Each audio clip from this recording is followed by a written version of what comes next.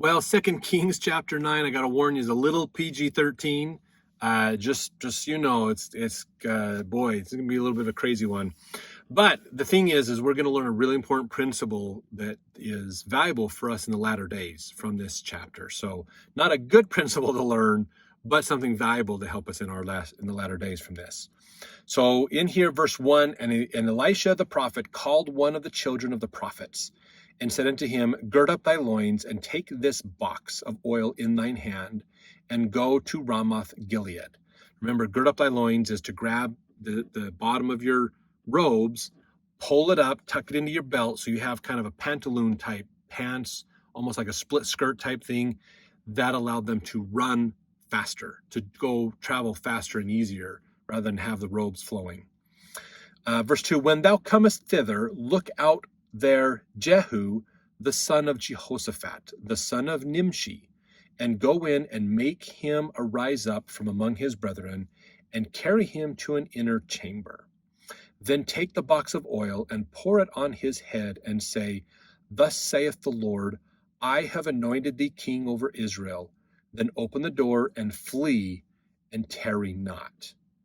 This has got to be crazy. Could you imagine? So Elisha is one of the main prophets. He calls to one of the priests, one of the other kind of lower priesthood authority people, gives them the authority to go do this task for Elijah.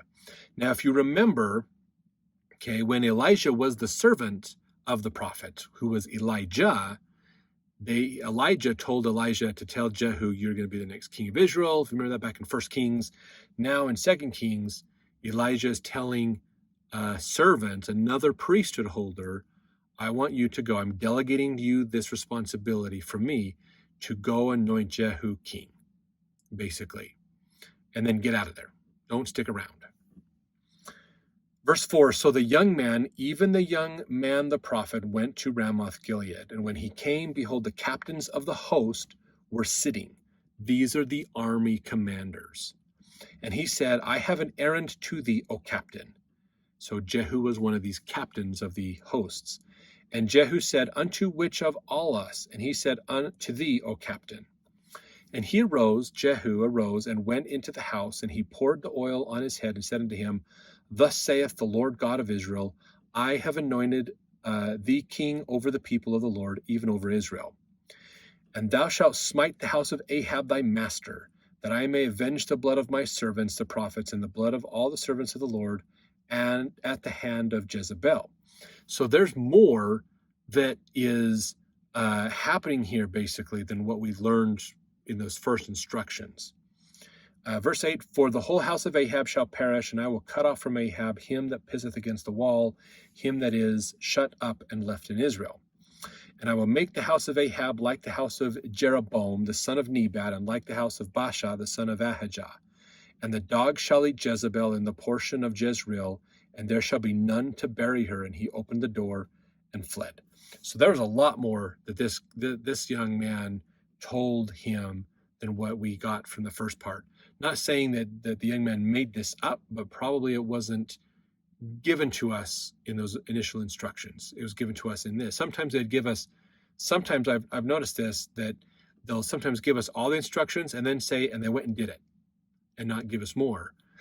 Sometimes they'll say, go do this, and then go into the detail later. So they sometimes split the details between the instructions and the doing of those instructions. So I think that's what's happened here. Verse 11, then Jehu came forth to the servants of his Lord, and one said unto him, Is all well? Wherefore came this mad fellow to thee? And he said unto them, Ye know the man and his communication. And they said, It is false, tell us now. And he said, Thus and thus spake he to me, saying, Thus saith the Lord, I have anointed thee king over Israel. So he came out, and there's all the other captains and the servants over there, and they're going, what did that guy do? What happened? And he said, you saw what he did and said, and they're like, well, what did he tell you inside the room? And he says, he basically anointed me king over Israel. Okay. And they're like, what the heck? Are you sure? Yeah, I got anointed king over Israel. He made me king. So verse 13, then they hasted and took every man his garment. So they remember, when they say they took off their garment, they're not naked. Okay, they had undergarments, or they had garments under their garments that they wore. The garments that they're saying are these outer robes that they wore. They had inner robes or inner clothing that they wore as well. So they take these garments off and they put it under him on the top of the stairs and blew with trumpets, saying, Jehu is king. So what they're doing is they're using their garments like a red carpet. Okay, this idea of a red carpet is this concept of having a clean space, having an official pathway for the king to tread on that is clean, that's not dirty, it's not on the ground, it kind of keeps him off the ground, those kinds of things. Not uncommon for the kings to go into Jerusalem this way sometimes. And in fact, the Savior rode on an ass in a similar way, basically, to announce himself as king. So they're doing this. Jehu is king. So verse 14, so Jehu, the son of Jehoshaphat, the son of Nimshi, conspired against Joram. Now Joram had kept Ramoth Gilead, he and all Israel, because of Hazael, king of Syria. Now remember, Jehoshaphat was the king of Judah. Jehu is the son, so he was one of the sons of Jehoshaphat. Jehu's brother, Jehoram, is the king of Judah. So now Jehu has been anointed. He is of the family, the royal family of Judah, but now he's been anointed king of Israel, which is the other part of the other tribes, the bigger part. So Jehu is now conspiring to take over. How? I've been anointed king, but there's somebody still in the king's spot. So how do we deal with this? Verse 15, but King Joram was returned to be healed in Jezreel of the wounds which the Syrians had given him when he fought with Hazael, king of Syria. So remember, this is happening the time that battle where Judah and Israel were together and they're fighting against Syria. So Joram's in recovery. That battle's still happening, most likely. That's not over just because the king's left. They're still fighting. He's wounded. He's not in a good spot, basically. And Jehu said, if it be your minds, then let none go forth nor escape out of the city to go tell it in Jezreel. So he's telling all these people, no one can leave. No one needs to know what just happened, basically. Verse 16, so Jehu rode in a chariot and went to Jezreel, for Joram lay there, and Ahaziah, king of Judah, was come down to see Joram. So we have the king of Israel who's wounded. We have the king of Judah who's coming to check on his war partner. And we have Jehu, who's it's Ahaziah's brother, basically coming, not realizing he's been anointed king of Israel. Verse 17, and there stood a watchman on the tower in Jezreel. And he spied the company of Jehu as he came and said, I see a company. And Joram said, take an horseman and send to meet them and let him say, is it peace? So they're setting this up basically. So there's a watchman in the tower in the city of Jezreel, and he saw the company of Jehu. He saw Jehu and his people coming, and he's like, I see a company. And Joram's like, who is it? It's Jehu. And so he says, okay, take a horseman out and ask him, are you coming in peace? So he's going to go out and ask him to come in peace. Verse 18, so there went one on horseback to meet him and said, thus saith the king, is it peace? And Jehu said, what hast thou to do with peace? Turn thee behind me. So he's like, keep walking, dude. You're not to deliver the message back. And the watchman told, saying, the messenger came to them, but he cometh not again. So the watchman up on the tower is seeing this happen. And he's seeing that the messenger's not coming back. The messenger's departing. Verse 19, then he sent out a second on horseback, which came to them and said, thus saith the king, is it peace? And Jehu answered, what hast thou to do with peace? Turn thee behind me. And so basically, he's not really answering them properly because he's like, are you coming in peace? Hey, what is it to you? What does it matter to you? You need to leave. If you want to escape, you need to get out. So these messengers are leaving. They're not returning to the king. Verse 20, and the watchman told, saying, he came even unto them and cometh not again. And the driving is like the driving of Jehu the son of Nimshi, for he driveth furiously. So they're going, this dude's, he's moving. He's coming in with his people. Verse 21, and Joram said, make ready. And his chariot was made ready. And Joram, king of Israel, and Ahaziah, king of Judah, went out, each in his chariot, and they went out against Jehu, and met him in the portion of Naboth, the Jezreelite. Now, this is an important thing to understand. Okay, so Joram, Israel, Ahaziah, king of Judah, they both went out, okay, to deal with, they're worried Jehu has bad intentions. And so they're going to go out to meet him. Now, they're meeting in a place that's called the portion of Naboth the Jezreelite. You may recall the last time we gave that warning of a PG-13 chapter. I believe we gave the warning on that one too. Actually, no, we didn't on that one. We didn't on that one, I don't think. Naboth the Jezreelite was a man who lived in the outskirts of Jerusalem. This has been several chapters ago, almost end of 1 Kings, if I remember correctly. I think it was the end of 1 Kings, in fact. That's right, because Elijah was still the prophet at the time. So this is towards the end of the book of 1 Kings. You can look this up. Naboth owned a vineyard that was really awesome. And the king Ahab wanted that vineyard. And so he wanted it. And he even went to Naboth and said, I'll tell you what, I'll trade you for a better vineyard because I want your vineyard. It's close by it's right outside my windows. It's like right here next to where I live in the palace and things. I want it. Naboth's like, I can't give it to you. This is the land of my inheritance from Moses and Joshua's time. This is mine. I can't do that. So remember, Ahab got mad and said, I can't get this. Oh my gosh, what's going on with this? And he's not going to work with me. And so Jezebel, his wife, said, don't worry about it, sweetie. I'll get it for you. And remember, she basically convinced the elders of the city to falsely accuse Naboth of a crime and stone him to death. And then because no one was there, the king took the land. That's the story. Remember that. You can go back to the end of 1 Kings to pick that one up. That is the vineyard that they're meeting Jehu in right now. There's some significance with this. Verse 22, and it came to pass when Joram saw Jehu that he said, is it peace, Jehu? Like, are you coming in peace? And he answered, what peace? So long as the whoredoms of thy mother Jezebel and her witchcrafts are so many. Remember, Jezebel was the queen. She worshipped Baal. Her and her husband Ahab worshipped Baal because the worship of a false god kept them in power. And Elijah killed all the priests of Baal in a miraculous way with the fire from heaven and things, remember? And Jezebel, rather than go, oh my gosh, this is the real prophet, maybe we should follow him, she went, kill the prophet, get rid of him, because he's threatening our power. So Jehu is saying, look, dude, your mother is the reason we don't have peace. Don't talk to me about peace. It's your family that's causing the problems.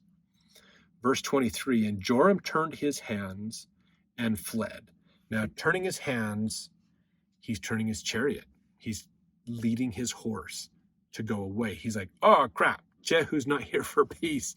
He's here for vengeance. Get out of here. And he said to Ahaziah, there is treachery, O Ahaziah. So Joram is leaving. He's like, Ahaziah, this is a trap. We got to get out of here.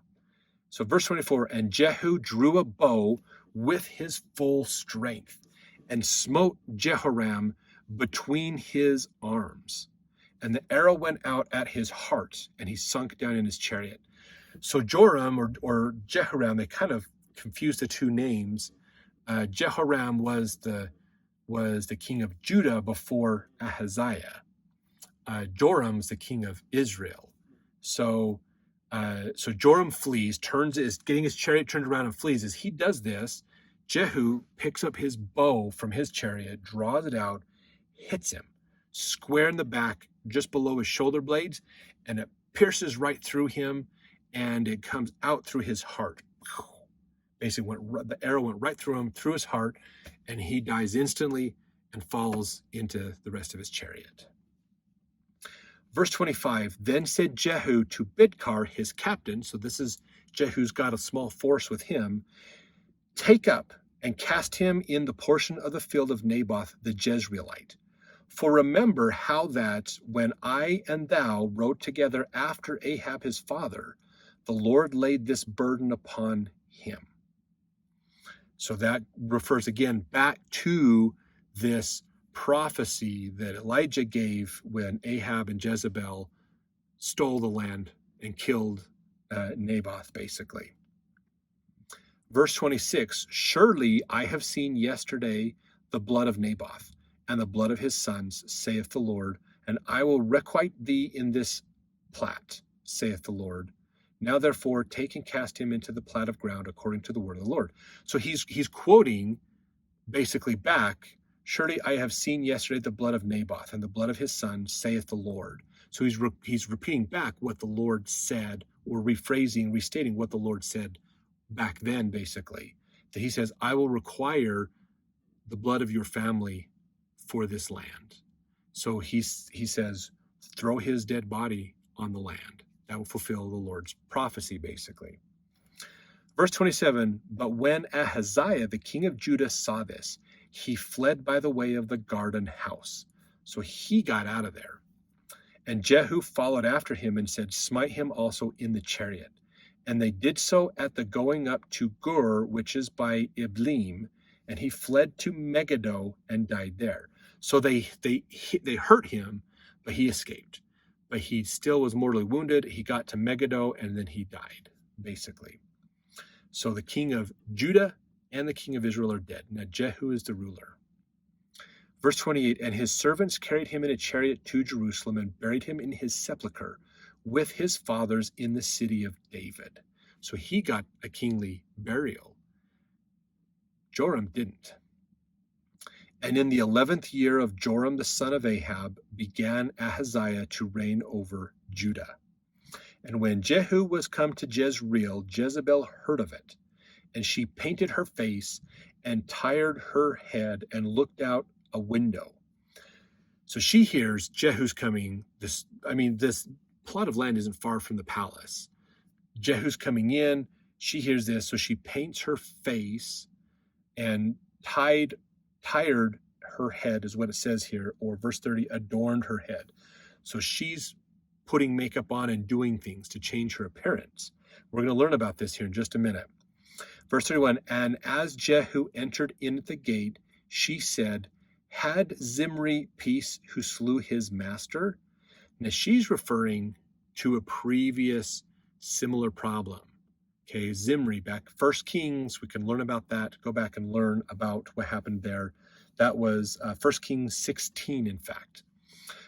Verse 32, and we're gonna learn about this a little bit more. I got a quote that kind of pulls all this together. Verse 32, he lifted up his face to the window and said, who is on my side? Who? And there looked out to him 2 or 3 eunuchs. So there he enters into the gate. So he's into this area, and there's the queen. She's all decked out. And she's trying to refer to this prophecy, this challenge from 1 Kings, basically, from previously. And he says, well, who's here to help me? And 3 eunuchs show up. Basically, eunuchs are men, usually servants of the king, that had been castrated, so they couldn't have children.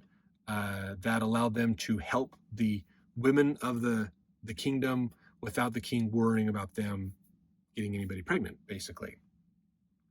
And there was a lot of religious rites and other things around them. Oftentimes in the worship of Ashtaroth, they would be male prostitutes would be used for certain rites and or things that they would do, basically. It was a little crazy. We've learned about that in some past chapters. So verse 33, and this is Jehu, said, throw her down. So they threw her down, and some of her blood was sprinkled on the wall and on the horses, and he trode her underfoot. And so he's like, who's going to help me? And 3 eunuchs showed up. And he says, toss her out of the window. So they grab the queen, and they throw her out of the window, and she falls to her death.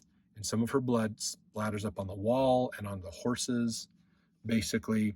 And then he takes his chariot and basically just drives over her body. Verse 34, when he was come in, he did eat and drink and said, go see now this cursed woman and bury her. for she is a king's daughter. So, and they went to bury her, but they found no more of her than the skull and the feet and the palms of her hands. Wherefore they came again and told him, and he said, This is the word of the Lord, which he spake by his servant Elijah the Tishbite, saying, In the portion of Jezreel shall dogs eat the flesh of Jezebel. So that was another one that happened as well, where the prophecy, because of what they did, that was going to happen. So while he was eating and drinking, the dogs came and tore up her body and didn't leave much left, and so that's all they had to deal with. Verse 37, And the carcass of Jezebel shall be as a dung upon the face of the field in the portion of Jezreel, so that they shall not say, This is Jezebel. Basically, now I've got this quote here I want to read. This is Keil and Delitzsch's Bible commentary, and they said, Jezebel painted her face that she might present an imposing appearance to Jehu and die as a queen, not to allure him by her charms. For when Jehu entered the palace gate, she cried out to him, Is it peace, thou Zimri, murderer of his lord? She addressed Jehu as Zimri, the murderer of the king, to point out the fate which Jehu would bring upon himself by the murder of the king, as Zimri had already done. Zimri murdered a previous king and suffered greatly because of it. So she's threatening Jehu, hoping that she can play this little gambit with him to not die herself, basically. So that's what's happened here. But Jehu did not deign to answer the worthless woman. He simply looked up to the window and inquired, Who is with me, or who holds with me? Who? Then 2 or 3 chamberlains looked out of the side windows, and by Jehu's command threw the proud queen out of the window, so that some of her blood spurted upon the wall and the horses of Jehu, and Jehu trampled her down, driving over her with his horses and chariot. So thus ends Ahab and Jezebel and their children. That whole line of kingship is destroyed and broken. And now we have Jehu as king of Israel, who's been anointed. So let's jump to chapter 10 to see more as Jehu takes over as the king of Israel.